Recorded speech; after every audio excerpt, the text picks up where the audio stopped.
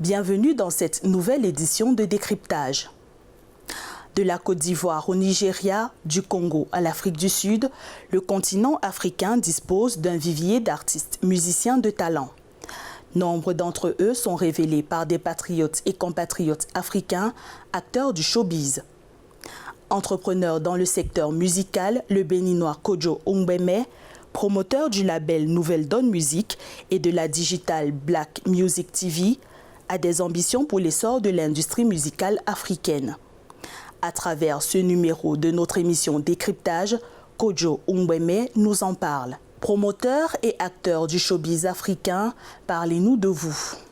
Ce média a pour vocation de faire la promotion de nos artistes, nos talents panafricains, surtout sur le segment urbain, de leur permettre d'avoir vraiment une visibilité sur l'international et de démontrer aussi qu'on peut être africain et faire des projets, des produits de bonne facture. Auparavant, j'ai surtout développé des carrières en tant que producteur sur mon label Nouvelle Donne, qui a beaucoup travaillé avec les majors en France, comme Universal, Sony, Warner ou BMG.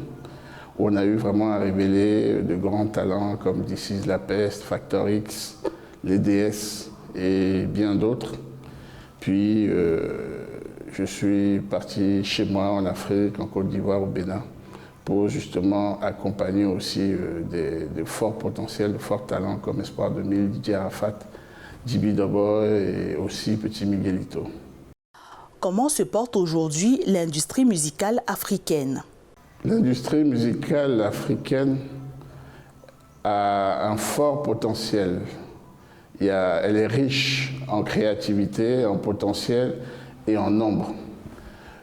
Maintenant, je pense qu'on a encore des difficultés pour rivaliser avec les marchés plus développés comme l'Occident, parce que ce marché a besoin d'être dynamisé, d'être accompagné, d'être structuré de façon législative, mais aussi nous avons des difficultés par rapport à la technologie, au digital, Internet, parce que l'accès à Internet en Afrique n'est pas aussi libre ou gratuit qu'ailleurs. Au regard de votre parcours, quel bilan faites-vous de votre engagement pour la révélation des talents musicaux africains? On est dans un secteur où on est guidé par la passion. Moi, j'adore découvrir et emmener le plus loin possible des artistes à fort potentiel. Ça donne plus que l'argent, la satisfaction de révéler, de starifier quelqu'un. Ça fait partie de ce que j'apprécie le plus. J'aime beaucoup les challenges, les défis. Alors, même si on n'a pas de pétrole ou d'uranium ou de richesse naturelle, il y a ce secteur-là qu'il faut prendre vraiment à bras-le-corps pour créer des emplois, créer des opportunités de business, de la richesse. Et donc, à cette étape de ma carrière, justement, je suis en train de m'engager de plus en plus pour une prise de conscience et développer ce secteur. Et sans les politiques, les choses ne pourront pas évoluer. Parlons maintenant de votre pays, le Bénin. Pourquoi le Bénin peine-t-il, selon vous, à asseoir son marché musical?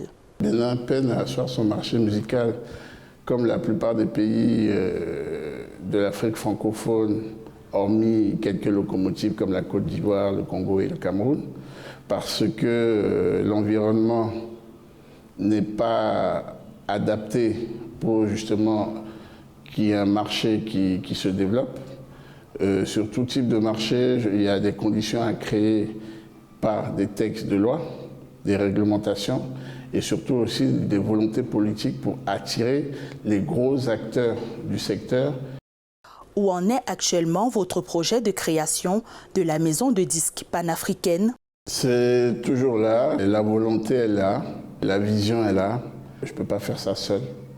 Il faut des moyens, des fonds assez costauds pour pouvoir compétir avec les grosses machines. En vérité, c'est celle-là qui va vraiment réguler le marché. Ce n'est pas les majors qui viennent d'ailleurs sans connaître notre continent, les opportunités qui vont développer ce marché. La preuve, ils sont là depuis 3-4 ans, mais je n'ai pas encore vu un seul artiste émerger de leur structure.